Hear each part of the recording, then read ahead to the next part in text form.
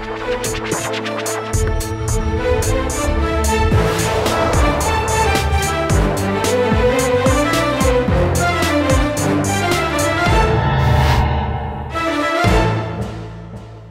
वालेकुम जी, मैं हूं उस्मान महबूब गिराया। उम्मीद करता हूं आप सब खैरियत से होंगे जी। जैसे ही बजट आया जी, बजट के बाद महंगाई का सिलसिला जारी हो गया जी। हर चीज़ इशा खुर्दनोश जो है जी वो महंगी होना शुरू हो गई है जी। जिसमें सबसे बड़ा धचका जो आज के दिन आपको मुझे हम सब को फेस करना पड़ेगा वो है जी आटे की कीमतें। आटे का 20 किलो का थैला 1800 से 1950 का हो गया डायरेक्टली जी। अब इस आटे का सिर्फ आटे पे ही असर नहीं पड़ता जी, इस आटे का हर चीज़ के ऊपर असर पड़ता है। इसकी वजह से डबल रोटी महंगी हो जाएगी, इसकी वजह से तमाम बेकरी आइटम्स महंगे हो जाएंगे जी। इसकी वजह से नान रोटी जो बड़ी मुश्किल से कुछ इलाकों में कंट्रोल की हुई है जी वो भी महंगी हो जाएगी जी। और बाकायदा तौर पे नान भाई एसोसिएशन ने कह दिया है कि अब इनकी कीमतें भी बढ़ाई जाने के इम्कानात हैं जी। इसके अलावा मुर्गी का गोश्त जो था, ब्रायलर गोश्त जो था वो 395 396 से 413 तक जा चुका है जी, वो भी दोबारा महंगा हो गया जी।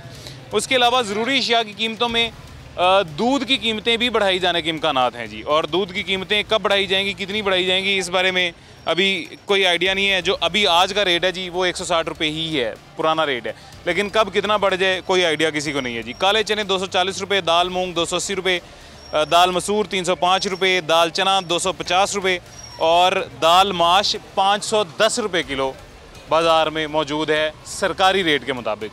और अगर कोई शख्स सरकारी रेट डीसी रेट से ऊपर दे रहा है तो वो इससे भी महंगी देगा, 600 तक भी आपको दाल मिल जाएगी। ये वो दाल है जी जिसके बारे में कहावतें बना करती होती थी कि सबसे ज़्यादा इकोनॉमिकल, सबसे ज़्यादा रीज़नेबल दाल होती है। कोई गोश्त नहीं पका सकता तो वो दाल पकाता है, वो दाल भी आज 600 रुपये किलो हो गई है जी। ये महंगाई के हालात व वाक़यात हैं और आगे मज़ीद महंगाई होने के इम्कानात हैं। तो आज के प्रोग्राम में आवाम इस महंगाई को किस तरह से देखते हैं जानने की कोशिश करते हैं।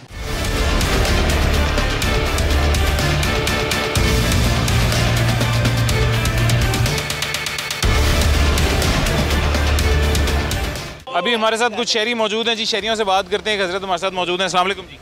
वालेकुम सलाम। क्या हाल है, खैरियत से हैं? ठीक है, अल्हम्दुलिल्लाह। अल्लाह क्या करते हैं जी? हम जो दुकानदारी कर रहे हैं बाजार में। आटा महंगा हो गया है, दालें महंगी हो गई हैं। अभी आज जो है जी नई खबर हमें मिली है कि आटे का रेट भी 1800 से बढ़ाकर थाले का 1950 रुपये कर दिया गया है। मुर्गी का गोश्त, ये टमाटर प्याज आपके पीछे पड़े हुए हैं। हर चीज़ जो एक दफ़ा कीमतें जिसकी कम हुई थी, इस मुस्लिम लीग नून की हमारी जो सूबाई हुकूमत है इसने कम की थी, अभी दोबारा बढ़ गई हैं। कैसे देख रहे हैं इस महंगाई को? बहुत ज़्यादा टेंशन है, हर शक्ल परेशान है, हर शक्ल कोई भी ऐसा खुशहाल नहीं है जो खुशहाली से वक्त गुजार रहा हो। इंतहा परेशानी, अब क्या करें, किसको बताएं, कोई भी सुनने वाला नहीं है। कैसी है? पेट्रोल कल 7-8 रुपये महंगा, और भी कल महंगा हो गया है। हर चीज़ दुनिया जान की, जब पेट्रोल महंगा होता है दुनिया जान की चीज़ महंगी हो जाती है। कोई भी चीज़ ऐसी नहीं है कंट्रोल में हो, कोई भी ऐसी चीज़ नहीं, और हर शक्ल ज़हनी टेंशन में है, ज़हनी मरीज़ बन के चुके हैं। सर ये होता पता क्या जी, जब पेट्रोल महंगा होता है हर चीज़ महंगी होती है। वही पेट्रोल जब सस्ता होता है चीज़ें वहीं पे बरकरार रहती हैं। सस्ता होने के बाद दोबारा वापस उसी कीमत पे आता है, चीज़ें दोबारा महंगी कर दी जाती हैं। जी, हर चीज़ दोबारा महंगी हो गई है। पहले थोड़ा सा फ़र्क पड़ा है, सारा कुछ हाल हुए हैं, थोड़ा बेहतरी हुई है। अब उसके बाद फिर भी वही टेंशन, हर चीज़ परेशानी, ज़हन टेंशन, हर शख्स परेशान हुआ है, ज़हनी मरीज़ बन चुका है। इसका क्या हल क्या लगता है सर आपको? कोई भी हल, हमें तो कोई चीज़ नहीं नज़र आ रही, कोई भी चीज़ नहीं नज़र आ रही, कोई बेहतरी की तरफ हो। हुकूमत क्या बेहतरी की तरफ कैसे लेके जाए? बिजली के बिल ही नहीं पूरे हो रहे। सर ये तो आपने वो मुद्दा छेड़ा है जी, ये वो भरा हुआ जो है दाना है या जख्म है जी, जिसको हल्का सा यूं करेंगे तो ये फट जाएगा। हमारी ज्वेलर की दुकान है, कोई भी शक्ल चीज़ बेचने आता है ना, उसको पूछते क्या करना है, हमने बिल तारना है, बिल तारना है। कोई भी शक्ल चीज़ बेचने आ रहा है और कितनी की चीज़ है किसके पास होगी, कितना बिल तारेगा, कैसे वो करेगा? हर महीने तो सारी चीज़ें बेच के नहीं ना बिल दिया जाता, बिल नहीं दिया जाता है, मगर कुछ ना कोई हल होना चाहिए इसका कोई ना कोई हल होना चाहिए। मगर इंतहा परेशानी है कि कोई जवाब सवाल ही नहीं है हमारे पास, तो कि किसके पास हम जवाब सवाल करें, क्या उसका जवाब ही नहीं है, कुछ चक्कर ही नहीं है। बस अल्लाह तवक्कल ही है सिर्फ, और कोई चीज़ नहीं है। तो ये हमारे बच्चों के लिए क्या फ्यूचर सर ये हुकूमत दे रही है? कोई टेंशन नहीं है, कोई चीज़ नज़र नहीं आ रही। अभी थोड़ा सा चांदनी नज़र आई थी, अब उसके बाद फिर यहाँ नहीं रही है, कोई चीज़ नज़र नहीं आ रही है। फिर बिल्कुल सही बात है जी, ये 2-4 दिन की जो थोड़ी सी चांदनी नज़र आई थी उसके बाद फिर अंधेरे की जानिब गामजन होता दिखाई दे रहा है मुल्क। ये जब से बजट आया जी, बजट के ऊपर नज़र सारा साल हमारी हम सब की होती है। वो सारा साल बजट इस वजह से नहीं होता, बजट पे नज़र इस वजह से नहीं होती कि जी इस बजट के बाद हमें रिलीफ मिलेगा। वो इस वजह से होती है कि रिलीफ तो मिलना नहीं है और किस तरीके से, किस ज़रिए हमें तंग किया जाएगा, वो इस पे ज़रा हम नज़र डालें जी। इस बजट के बाद हर किस्म के टैक्सेस बढ़ाए गए हैं। इस बजट के बाद हर किस्म की सब्सिडी ख़त्म की गई है। इस बजट के बाद हर चीज़ महंगी की गई है।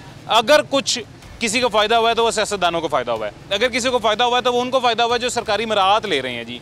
1 अरब और पता नहीं कितने करोड़ रुपए GOR1 के मेस की रेनोवेशन के लिए मुख्तस कर दिए गए हैं, पास हो गए हैं जी। 1 अरब पता नहीं कितने करोड़, और वहीं पे वो गरीब लोग जिनके टैक्सेस से ही 1 अरब और पता नहीं कितने करोड़ रुपया जमा हुआ है, उनको पता नहीं रोज़ाना की बुनियाद पे रोटी भी मिलती है या नहीं मिलती है। लेकिन GOR1 का मेस जो है वो 1 अरब और कुछ करोड़ रुपयों से ज़रूर उसकी ताज़ीन और आइश ज़रूर की जाएगी जी। हाँ जी, क्या हाल है? ठीक है, हम खैरियत से? सेहत पे ठीक है? अल्लाह खैर करेगा जी इंशाल्लाह। अच्छा, टीके लगे हैं जी। कैसे हैं यूनुस साहब, आप ठीक हैं? खैरियत से? यूनुस साहब मौजूद हैं जी हमारे साथ, ये बड़े अच्छे शहरी हैं, हमारे बड़े अच्छे भाई हैं जी। यूनुस साहब कैसे देख रहे हैं इस महंगाई को? प्यारे मोहतरम, अस्सलाम वालेकुम रहमतुल्लाह। गुजारिश ये है कि ये जो 200 के ऊपर यूनिट के ऊपर बिल बढ़ता है ना गरीबों के लिए, ये बहुत दुश्वारी का मसला है। और यानी 200 यानी 2 यूनिट बढ़ते हैं तो उसका 5500 रुपये बिल बढ़ता है, और 200 यूनिटों का जो बिल है वो 3500 रुपये है। कम से कम हमारी गवर्नमेंट को, हमारे डेस्को वालों को इस पर गौर करना चाहिए कि गरीबों का हम खून ना चूसें, बल्कि गरीबों के लिए थोड़ी सी रिलीफ दें। हर बंदा जिस वक्त सबसे ज़्यादा जो टेंशन और परेशानी है वो बिजली के बिलों की है। महंगाई तो है ही है, महंगाई जो है वो तो है ही है, लेकिन इसमें सबसे जो मेन परेशानी है वो इस वक्त बिलों की है। हर बंदा पता नहीं बेचारा वो कहाँ से पकड़ के देता है, कहाँ से नहीं बिल देगा तो मीटर कट जाएगा, तो जब मीटर कट गया तो फिर डबल प्रॉब्लम, फिर डबल मुश्किल।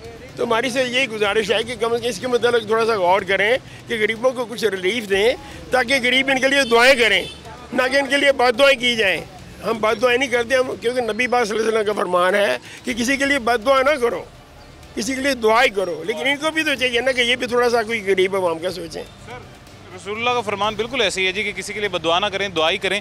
लेकिन जो ये कर रहे हैं मेरे ख्याल से ये तो फिरौनियत का आलम है। इसमें तो हर बंदे का दिल दुखा हुआ है, हर बंदा परेशान बेचारा।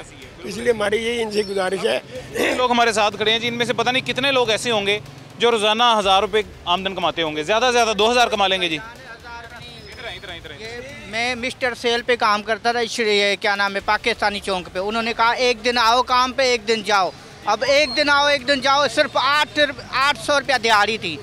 और कहते हाँ 400 पड़ गई, 400 पड़ गई। कहते एक दिन आना है एक दिन नहीं आना। बताओ हम क्या करें अब। टेंशन में बिल आया बिजली का 12,000 रुपया, पंखे चलते हैं 2, और उतनी ही आमदन है जितना बिल आ गया। बिल्कुल, और फिर खाएं कहाँ से। और इन्होंने जो गंदम पहले सस्ती कर दी, कटाई की वक्त उन्होंने सस्ती कर दी, क्योंकि वो जो ना खेती वाले बेचारे उन्होंने कर्जा लेके गंदम वगैरह सारा उगाया था। उसके बाद उन्हों के ऊपर होता है सिर्फ जो ना उन्होंने बेचारा खर्चा निकालना होता है, और बैठ के जो ना उन्होंने जितना भी खाद डाला ये वो डाली, जो भी उन्होंने खर्चा उसमें से निकाला। इन्होंने गंदम सस्ती कर दी अपने लिए सस्ती कर दी, लेके अपने पेट गोदाम भर दिए। अब वापस गंदम महंगी हो गई, आटा महंगा हो गया, दोबारा महंगा हो गया जी। बिल्कुल। अब इन्हों का मुंह काला करना चाहिए कि क्या करना चाहिए इन्हों के साथ? शाबाश देनी चाहिए। ये काम करते रहो, क्योंकि इस अवाम ने उठना नहीं है। बहुत ज़रूरी काम से सोई हुई है, ये अवाम नहीं उठेगी, चाहे रोज़ाना इनको 70 जूते मारो, इन्होंने नहीं उठना। किसी के घर में खाने को कुछ नहीं है।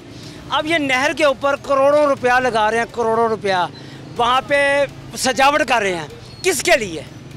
हमारे लिए नहीं। वहाँ से नवाज शरीफ साहब ने गुजर के घर जाना है तो उनको खूबसूरत नजर आना चाहिए, शहबाज शरीफ को खूबसूरत नजर आना चाहिए। में हमारे पूछे ना कि क्यों लगा रहे हो नहर पे इतना पैसा, कौन देगा बिल, कौन देगा वो लोहे के पैसे? मैं दूंगा, आप देंगे, लेकिन बोलेंगे नहीं, हम उठेंगे नहीं, सोए हुए रहेंगे। बात कर रहे हैं जी, बात सिर्फ बिल या लोहे के पैसे की भी नहीं है। बात यह है कि ये देखें पीछे हाथ से हवा ले रहा है, सामने देखें सारी बिजली गई हुई है, शहर की बिजली पूरी नहीं हो रही है, नहर की भाईजान इंसान वो हैं, हम इंसान थोड़े ही हैं। जानवरों से की बिजली पूरी नहीं हो रही जी, लेकिन वहाँ पे इन्होंने खूबसूरती टकरा जाए ना। एक मिनट से खादिम आला कहते किसको है? खादिम आला उम्र फारूक थे, खादिम आला उस्मान गनी थे, खादिम आला अली मुर्तज़ा थे, जो ज़मीन में सोते थे और रियायत थी वो चारपाई पे सोती थी। शहबाज शरीफ साहब अगर गैरत है, मैं मरने को तैयार हूँ, मुझे पता है। बयान के बाद ये उठाते हैं, बंदा गायब कर देते हैं। शहबाज शरीफ साहब एक दिन, सिर्फ एक दिन मेरे साथ यहाँ बैठ के दिखा दे मैं मान लूँ कि वो खादम आला हैं, वो नहीं बैठ सकते, मरीम नवाज नहीं बैठ सकती, ठीक है। इन्होंने खजाने में 300% तनख्वाहें बढ़ा दी है MPM ने, क्यों जी? महंगाई है। सरकारी मुलाजमिन की सिर्फ 10% बढ़ाई, क्यों? खजाना खाली है। उनके लिए खजाना कहाँ से भर गया, इनके लिए खजाना क्यों खाली है? मैं तकरीबन 1.5 साल से बेरोजगार हूँ, ठीक है। और शहबाज शरीफ साहब के ख़ास कारकुन का मैं यहाँ पे उम्मीदवार हूँ, मुझे जानते हैं। कभी वो मेरे पास आए हैं, मुझसे पूछे कि यार वोट के लिए तो हमारे दरवाजे पे आ जाते हैं, आप हमारे भाई हैं, आपके बच्चे हमारे बच्चे हैं, आप अगर हमारा घर है। अब जबकि मैं 1.5 साल से बेरोजगार हूँ, कभी पूछा नहीं किसी से।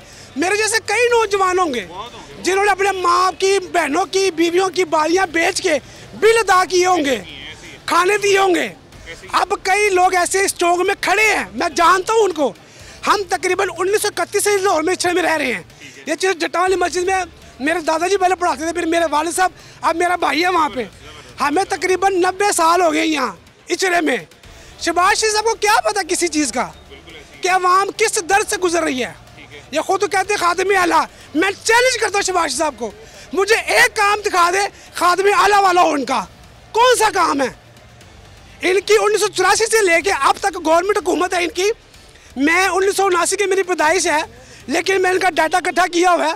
एक दिन मुझे शहबाज साहब दिखा दे कि बेटा मैंने ये काम किया है खादम आला वाला, मैं उनके पैर चूम लूँगा। कोई काम मुझे दिखा दे, है उनके पास कोई काम? नहीं है। मरीम नवाज के पास कोई काम नहीं है। 100 दिन में क्या किया? रोते हो बैठ के, इमरान खान ने ये कर दिया, फलाने ने ये कर दिया, सरदारी। तुम लोगों ने क्या किया? क्या किया तुम लोगों ने? कुछ तो दिखाओ ना। 300 यूनिट का वादा करके आप घर में बिल नहीं आएगा। बिल क्या आना है? वो तो हमारी सलवारें उतार दी आप लोगों ने। 200 यूनिट पे सर तलवार आ जाती है। तो फिर क्या करें? मीटर के पैसे हमने दिए हुए हैं, 12-15 हज़ार रुपये। गवर्नमेंट की फीस 6 हज़ार रुपये है, हम 15 हज़ार रुपये देते हैं, मीटर लगवाते हैं, उसके बाद टैक्स भी देते हैं, किराया भी पे करते हैं। 2 महीने बाद वो आते हैं, बदमाशी से काटते हैं। अगर कोई बात करता है उसको जेल में डाल देते हैं। ये कौन सा खादम आला है? मुझे बताए ना, किस किस्म खादम आला है? जिसको ये नहीं पता कि प्याज का रेट क्या है, पता है उसको? नहीं पता। क्यों? उसको हराम खाने की आदत पड़ी है शहबाज शरीफ को, नवाज शरीफ को, सरदारी को, मरीम नवाज को। उनको पता ही नहीं है। उनको क्या पता कि अदरक का रेट क्या है? क्या रेट अदरक का पता है उनको? मैं चैलेंज करता हूँ, उनको एक चीज़ का भी नहीं पता। वो सिर्फ बाहर जाते हैं प्रॉपर्टी बना के हम असल में हम गधे हैं। क्यों? हम बाप की इज्जत नहीं करते, माँ की इज्जत नहीं करते, बड़े भाई की इज्जत नहीं करते। एक बिरयानी की प्लेट के पीछे भी भागते हैं कुत्तों की तरह। उन्होंने हमें कुत्ता समझ के अपने पीछे लगाया हुआ है, हड्डी फेंक दे हम चले जाते हैं। जिस दिन ये आवाम उठेगी, जिस दिन इसको सोच शऊर आएगा, उस दिन इनको पता लगेगा हमारे साथ हुआ क्या है। सर जिस दिन ये अवाम कौम बनेगी जी, अभी आप किसी और हुजूम का हिस्सा है, मैं किसी और हुजूम का हिस्सा हूँ, ये भाई किसी और हुजूम का हिस्सा है, जितने लोग हैं सब किसी और हुजूम का हिस्सा हैं। मेरी अगर ज़रूरियात पूरी हो रही हैं सर, मैं आपके दुख तकलीफ में आप शरीक ही नहीं होऊंगा। इनकी अगर पूरी हो रही हैं तो ये मेरे में नहीं होंगे। हम पूरी कौम, बहैसियत कौम हम फ्लॉप हैं सर, हम ये काम सर करें। हमारे लिए अल्लाह ताला ने मस्जिद क्यों बनाई है, किसी को पता है? एक ही सफ में खड़े होकर सारे एक ही साथ ना मस्जिद नमाज पढ़ने की, ना मस्जिद नमाज अल्लाह कोई बात की जरूरत ही नहीं है, नहीं जरूरत उनको आपकी बात की। अल्लाह ताला ने मस्जिद इसलिए बनाई है आप एक दूसरे के दुख दर्द को पहचान सके कि आपका हमसाया जो वो किस तकलीफ में है, बराबर के शरीक हो सके, आपके रिश्तेदार, आपका मोहल्लेदार किस तकलीफ में है। हम मस्जिद में जाते हैं, सिर्फ 2 सजदे ठोक देते हैं और बड़ा आसान कर दीजिए हम हाजी हैं। और जो बेनमाजी होता है उसको हम कहते नहीं हैं कि यार तुम भी नमाज पढ़ लो। क्यों? मस्जिद जो है वो सिर्फ बात के लिए नहीं है, वो दुख दर्द के लिए है, वो मजलिस के मुशावरत के लिए है। इन लोगों ने पार्लियामेंट बना ली है। मुझे शहबाज शरीफ साहब ये बताए ना कि 64,000 अरब डॉलर इस वक्त मुल्क मकरूज हो चुका है। 64,000 अरब डॉलर, ठीक है, जिसमें से हर पाकिस्तानी 2.5 लाख रुपए का कर्जई है, हर पाकिस्तानी, मैं भी शामिल हूँ। मुझे ये बताया मेरे पास तो रोज़गार ही नहीं है, तो मैं 2.5 लाख रुपया वर्ल्ड बैंक के कहाँ से दूंगा? अगर नहीं दे सकते तो हम सोच क्या रहे हैं? बेनज़ीर भुट्टो जिंदाबाद, नवाज शरीफ जिंदाबाद, इमरान खान जिंदाबाद। क्या जिंदाबाद? किस चीज़ के जिंदाबाद? क्या दी है आपको? मकान दी है, रोटी दी है, कपड़ा दी है, नौकरी दी है, क्या दी है आपको? तो फिर क्या जिंदाबाद? हम खुद बेहिस कौम है, हमारे अंदर एहसास नहीं है, हमारे अंदर कोई शऊर नहीं है। हम पढ़े लिखे जाहिल हैं, पढ़े लिखे जाहिल हैं हम लोग, इनके पीछे चलते हैं। आज छोड़ दें, आज छोड़ दें, खुदा की कसम खा कहता हूँ, इतनी बड़ी ज़्यादा कसम खाई है। अगर यही शहबाज शरीफ, यही नवाज शरीफ, यही जरदारी आगे आपके पाँव ना चूमे तो कहना कि यार तुम किसी मर्द की औलाद ही नहीं हो, जाना छोड़ दो उनके पीछे। बिल्कुल सही कह रहे हैं जी, इनको बनाने वाले अवाम होते हैं। और वो एक पहले शहरी हमारे साथ मौजूद हैं, उन्होंने बिल्कुल दुरुस्त बात की थी जी कि ये कौम बड़े किसी ज़रूरी काम से सोई हुई है और तब तक इस कौम की हालत नहीं बेहतर हो सकती जब तक ये कौम जागेगी नहीं। और ये बड़े किसी ज़रूरी काम से सोई हुई है, इनको 70 जूते भी मार लें ये तब भी कौम उठने वाली रही है। खैर एक छोटा सा वक्फा लेते हैं जी, एक छोटे से वक्फे के बाद मुलाकात होती है।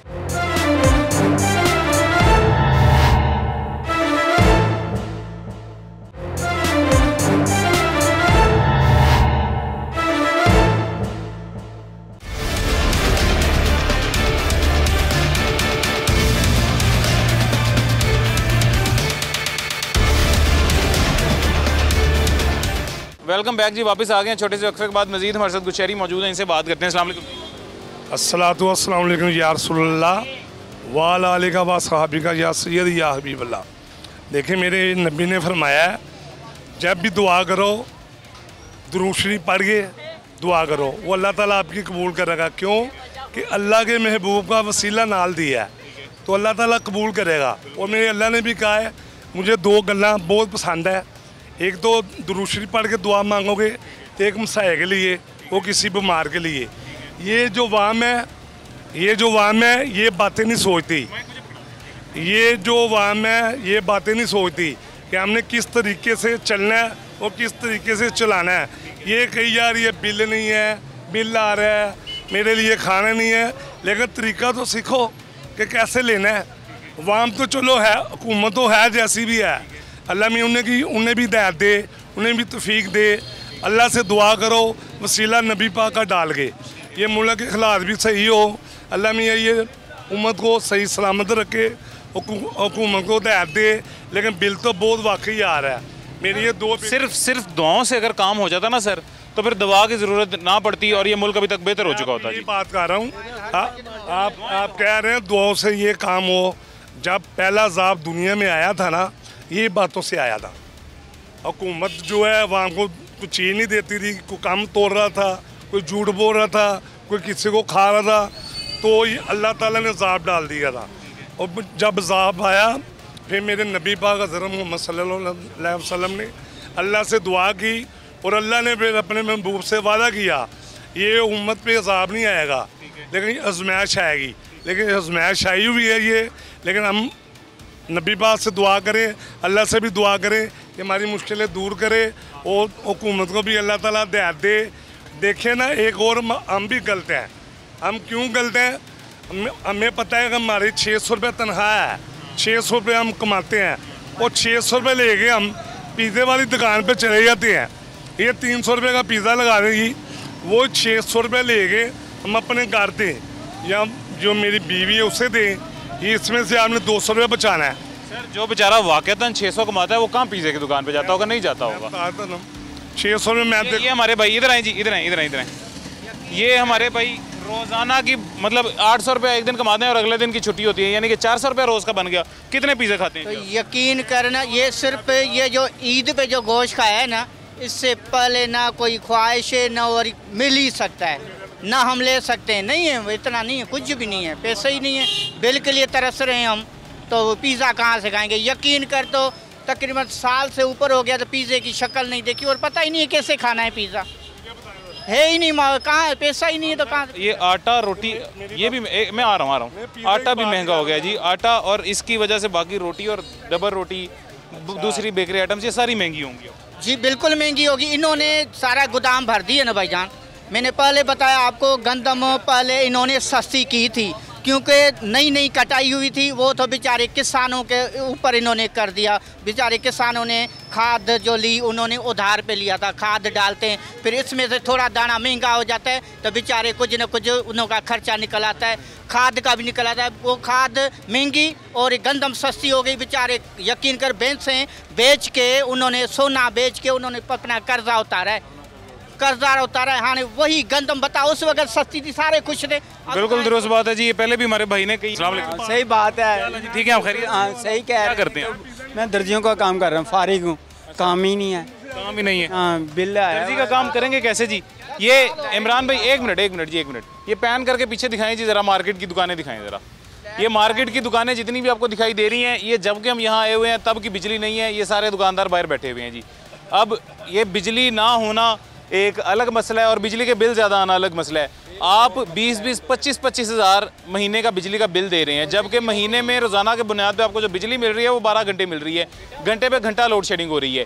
बिजली इनसे लोगों को फराहम करने वाली, लोगों को दी जाने वाली बिजली इनसे पूरी नहीं हो रही है। लेकिन जेल रोड पूरा इन्होंने सजाया हुआ है, कनाल इन्होंने पूरी सजाई हुई है। वही एक शहरी ने जैसे पहले बात की है जी, वहाँ पे बड़ी बड़ी हैवी ड्यूटी लाइटें लगा के वो आपने पूरी सजा ली है जी। GOR ये देखें जी, GOR पूरा सजा देंगे जी।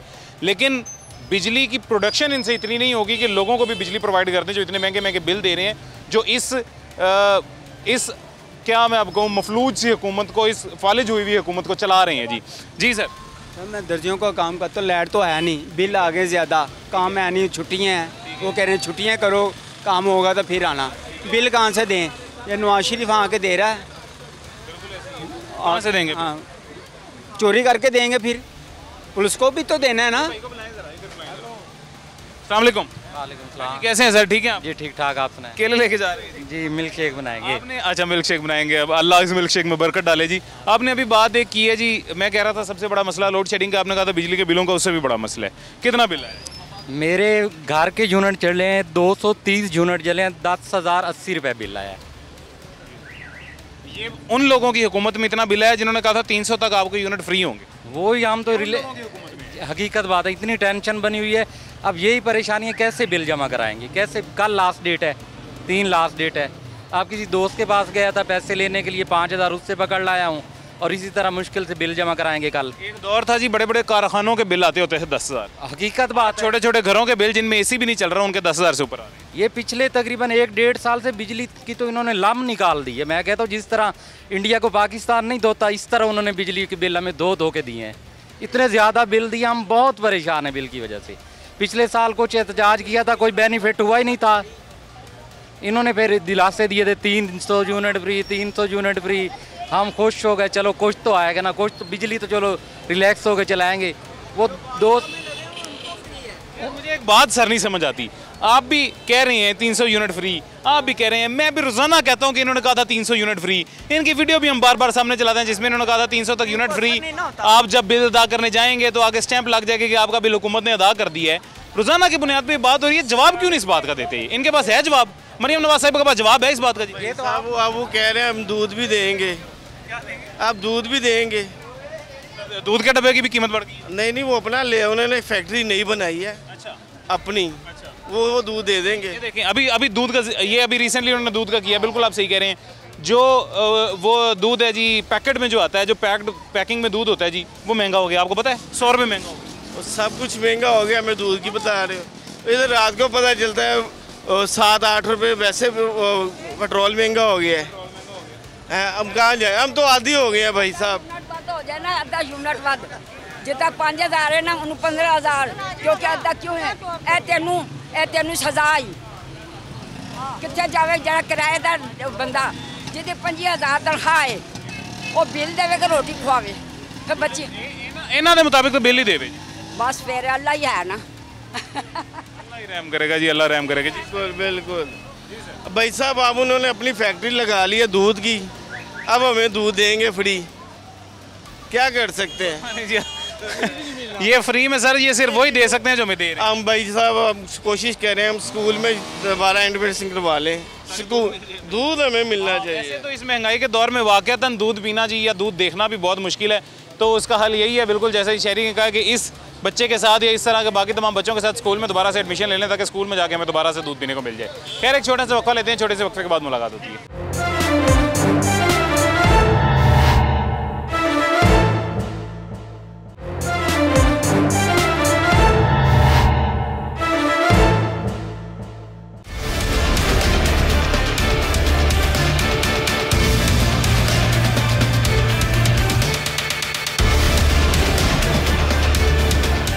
वेलकम बैक जी, वापस आ गए हैं छोटे से वक्फे के बाद। ये हमारे साथ एक शहरी मौजूद है जी और ये हाथ पंखे से हवा दे रहे हैं खुद को। अभी मेरे ख्याल से अभी तो लाइट आ गई है जी, बिल्कुल अभी लाइट आई है। कितनी देर दी गई सी लाइट जी? लाइट काफ़ी देर दी गई हुई है, घंटे तो होते हैं कि घंटे बाद उत्ते ही हो गया, घंटे तो ज़्यादा यानी 2 घंटे गई है तकरीबन। सारी दिहाड़ी तकरीबन यही काम है। सुबह 3-4 दफ़ा लाइट चलेगी, सुबह दी 3-4 दफ़ा लाइट चली गई, 2-2 घंटे कोई मनियाल टाइम भी नहीं हैगी, घंटा 2-2 घंटे। ये जी ਤੁਹਾਨੂੰ ਪਤਾ ਲਾਈਟ ਕਿਉਂ ਜਾਂਦੀ ਹੈ? ਅੱਲਾ ਜਾਣੇ ਭਾਈ, ਤੁਹਾਡਾ ਮੇਰਾ ਖਿਆਲ ਕਰਦੇ ਨੇ ਕਿ ਬਿੱਲ ਘੱਟ ਆਏ ਸਾਨੂੰ, ਇਵੇਂ ਤੇ ਸਾਨੂੰ 10,000 ਬਿੱਲ ਆਣਾ ਤੇ ਵਿੱਚੋਂ 12-12 ਘੰਟੇ ਲਾਈਟ ਖਲਾ ਦੇਣਗੇ ਤੇ ਬਿੱਲ 5,000 ਹੋ ਜਾਏਗਾ। 12 ਘੰਟੇ ਵੀ ਨਹੀਂ ਆ ਰਹੀ ਬਿੱਲ, ਜਿਹੜੇ ਉਸ ਵੇਲੇ ਡਬਲ ਹੋ ਗਏ ਨੇ, ਬਿੱਲ ਡਬਲ ਹੋਏ ਨੇ। ਇੱਕ ਪੱਖਾ ਚੱਲ ਰਿਹਾ ਹੈ, 2 ਬਲਬ ਚੱਲ ਰਹੇ ਹਨ, 8,000 ਰੁਪਇਆ ਬਿੱਲ ਹੈ। ਪਹਿਲਾ ਬਿੱਲ 3,500 ਦਾ, ਬਸ ਇੱਕ ਪੱਖਾ ਤੇ 2 ਬਲਬ ਚੱਲਦੇ ਪਏ ਨੇ। 8,000 ਰੁਪਇਆ ਬਿੱਲ ਹੈਗਾ ਜੀ। ਪਹਿਲਾ ਬਿੱਲ ਭਰਿਆ 350 ਰੁਪਏ ਉਸੇ ਦਾ ਹੀ, ਹੁਣ 8,500 आया है जी। पहले 350 रुपया जिसका बिल आता था वो अब 8,500 रुपया बिल है जी, और चल गया रहा है सिर्फ एक पंखा और 2 बल्ब बस। कितने यूनिट कितने बले ने? यूनिट 200 तो थले है जी। क्या हाल है जी, क्या करते हैं आप? Rickshaw driver. अच्छा, कितना घर का बिल है? 10,000। अच्छा, इस 10,000 बिल के अलावा अब आटा, दालें, घी, ये सारा कुछ भी महंगा हो रहा है। सारा कुछ आज आटा महंगा हो गया, पता है? सारा कुछ भाई, एक चीज़ लेने के लिए 70 चीज़ें बेचनी पड़ती हैं। ठीक है, एक चीज़ लेने के लिए 70 चीज़ें बेचनी पड़ती, फिर जाके घर का गुजारा हो रहा है। रिक्शा दिहाड़ीदार बंदे हैं, क्या कहाँ से गुजारा करेंगे? 10,000 रुपया बिल, 1,000 रुपया दिहाड़ी कमाने वाला, 800 रुपया कमाने वाला 10,000 रुपया बिल कैसे देगा? नहीं दे सकता, नहीं दे सकता, यकीन नहीं दे सकता। तो कैसे हम गुजारा करें? दौरा है ही नहीं सर। एक बंदा अगर 1,000 रुपया दिहाड़ी कमा रहा है रोजाना की बुनियाद पे, उसने 15,000 से ज़्यादा घर का बिल दे देना है जी। ठीक है, महीने का 30,000 फर्ज करें, बन गया 15,000 घर से ज़्यादा बिल दे देना है। इसके रिक्शे के काम भी उसमें निकलेंगे, उसके बच्चों के स्कूल की फीस भी आएगी, बच्चे स्कूल नहीं जाते फिर भी उनके रोज़मर्रा के खर्चे आएंगे जी, फिर हर चीज़ वगैरह आनी है ऐसी है। फिर घर में अगर कोई बुजुर्ग मौजूद है उनकी अद्वियात भी आएंगी, उनकी दवाइयाँ आएंगी जी। उस सारे खर्चे के बाद आप महीने के एंड पे आपके पास बचता क्या है जी?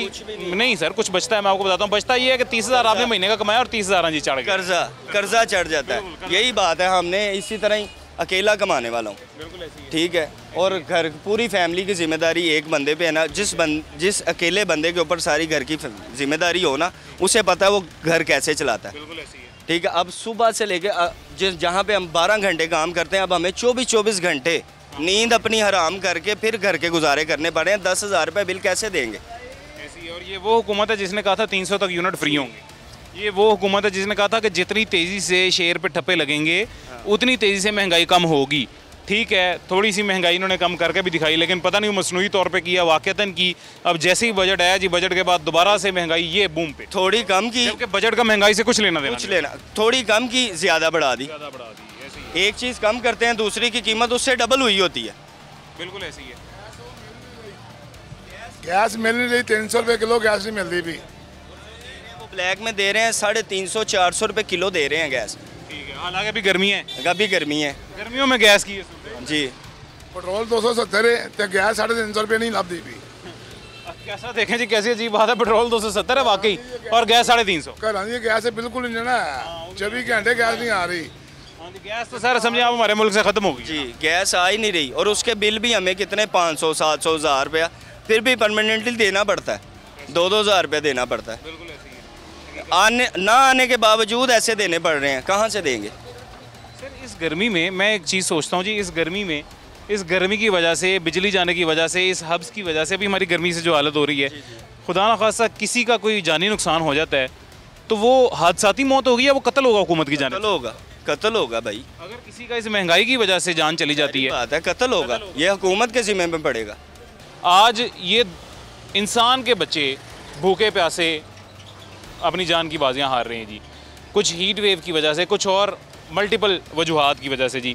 कितने लोग हैं जिनके बच्चे रोज़ाना की बुनियाद पे घर में भूखे सोते होंगे रात को? क्यों? क्योंकि उनका जो कमाने वाला है वो रात को इतनी आमदन नहीं ले जा सकता कि ले जाके उनके घर के अखराजात पूरे कर सके।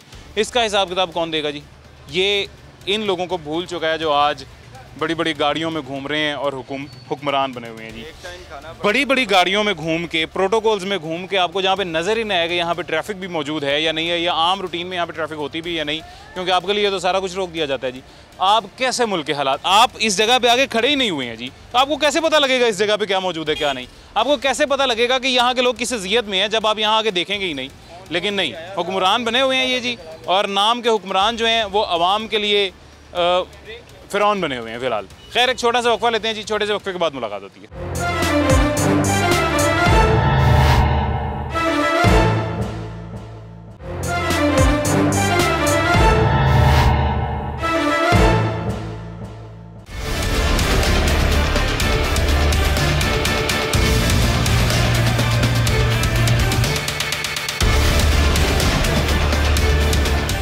वेलकम बैक जी, वापस आ गए छोटे से वक्फे के बाद। जब भी इलेक्शंस के दिनों में हम शो करते थे जी, शो करने जाते थे, इलाके का सर्वे करने जाते थे, कुछ भी करने जाते थे, उसके अलावा पूरा साल जब भी हमने इस बारे में बात की कि पाकिस्तान का सबसे बड़ा मसला क्या है, तो पाकिस्तान का सबसे बड़ा मसला हमेशा महंगाई सामने आता था जी। अब आज के मौजूदा दौर में जब भी हम पाकिस्तान का सबसे बड़ा मसले पे बात करने जाते हैं तो सबसे बड़े मसले के नाम पे ये वाला लिफाफा सामने आता है जी। सबसे बड़ा मसला पाकिस्तान का ये लिफाफा है, ये कागज़ है जी। आज हम जनरल महंगाई पे बात कर रहे हैं, ये लिफाफा सामने आ गया जी। कभी भी हम आटा महंगा होने पे बात करने जाते हैं, ये लिफाफा सामने आ जाता है। हम सब्ज़ी महंगी होने पे बात करने जाते हैं, ये लिफाफा सामने आ जाता है। हम पेट्रोल महंगा होने पे बात करने जाते हैं, ये लिफाफा सामने आ जाता है। इस लिफाफे ने लोगों की सांसें बंद कर दी हैं जी। इस लिफाफे ने लोगों के लिए घुटन का समा बना दिया है जी। ये लिफाफा है जी आपका लेस्को का बिजली का बिल। ये लिफाफा है जी वो जो डेस्कोस की जानिब से आपको बिजली के बिल दिए जाते हैं। अगर तो आपके अमले में, लेस्को के अमले में या किसी भी अमले में आपकी बहुत अच्छी सिफारिश है, फिर तो आप बादशाह शहनशाह पाकिस्तान में इंजॉय करें। और अगर ऐसा कुछ नहीं है जी तो फिर आप बेशक आप अपनी जान की बाजी भी हार जाएं तो उनको फ़र्क नहीं पड़ता जी। खैर हजरत जी, कितना बिल है? 54,720। थले वाला जी ड्यू डेट तो बाद है, उत्ते वाला है 51,601 रुपये। ये जी 51,000 रुपया बिल आया जी इनको। अच्छा, एक ही इस्तेमाल करते हैं? एक दुकान है, एक दुकान का इतना बिल है। अच्छा, दुकान भी दिखा देना जी। एक मिनट छड़ दो, दुकान भी दिखा देते हैं जी। पैन करके दुकान दिखाएं जी इनको। ये एक दुकान है, इस दुकान के अंदर ये जो आपको लाइटें दिखाई दे रही हैं, सिर्फ ये लाइटें चल रही हैं। ये 1-2 फ्रीज़र चल रहे होंगे जी। ये सिर्फ लाइटें और 1-2 फ्रीज़र जो हैं जी, इनका बिल आया है 51,601 रुपये और 20,146 रुपये अलहदा।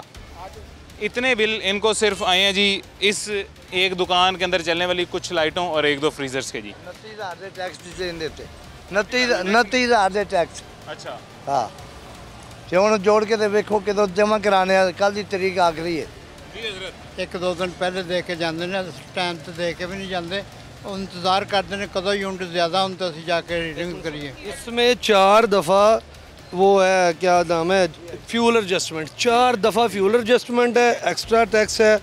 मतलब कि अब बिजली का मीटर हमारा है, उसका भी हम किराया दे रहे हैं। तो ये गवर्नमेंट को, शहबाज शरीफ साहब को चाहिए कि आवाम ने आपको रिलीफ के लिए वोट डाला था, ना कि IMF का नुमाइंदा बनने के लिए वोट दिया है। ठीक है, पाकिस्तान के नुमाइंदे बने, नहीं तो शहबाज शरीफ को चाहिए कि रिज़ाइन दे के घर चला जाए। आवाम की बस हो गई है। ठीक है, अब PTI CTI पीछे रह गई है, अवाम आगे निकल चुकी है उससे। बात PTI नून लीग की है ही नहीं। बात तो ये है कि ये देखें ना, अवाम को तो ऐसे मसला जा रहा है पाँव के नीचे। बिल्कुल बिल्कुल, ये बस ये एक छोटे घर का 30-30, 40-40 हज़ार रुपया बिल है। मेरे घर का 227 यूनिट का बिल 9800 रुपया है, और एक मेरे साथ वालों का 173 यूनिटों का 3200 रुपया बिल है। एक बिल में 50 यूनिट का 6,000 रुपया बिल एक्स्ट्रा डाल रहे हैं। तो मियाँ साहब को हम पूछते हैं कि मियाँ साहब ये ज़्यादती है।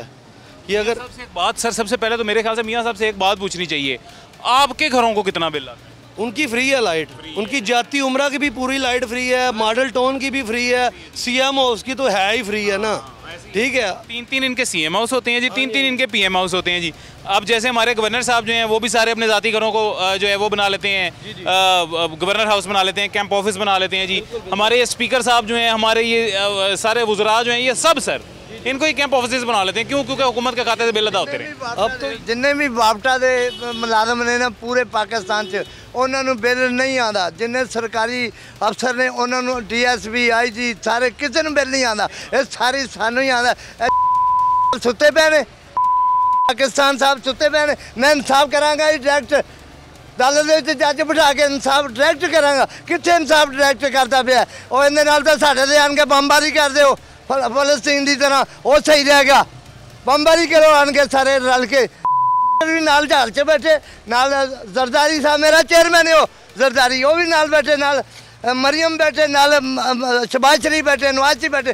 बमबारी कर दो शहरों के उत्ते, ना बिल आंदे ना असी स्यापा करिए इन्होंने वोट दे के असी पछताए आ। बिजली फ्री मिलेगी पहले कहते सी 300 यूनिट तक बिजली फ्री मिलेगी, कोई 300 यूनिट का वादा करता सी, सब झूठे।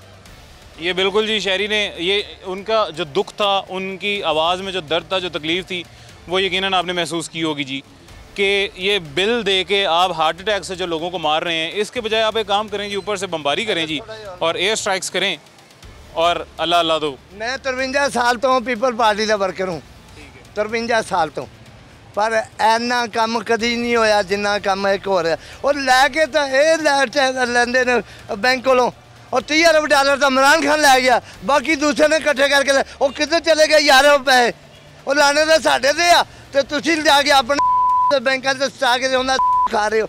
और साडा वो बेन जी ने इनकम सपोर्ट का प्रोग्राम शुरू किया, इन्होंने अपने बैंकों से स्टा के पैसे इकट्ठे करके उनका सूद खा रहे हैं मिनिस्टर। ये बिल्कुल जी, अब मेरे पास अल्फाज ख़त्म हो गए कि मैं उनका दुख किस तरह से बयान करूं।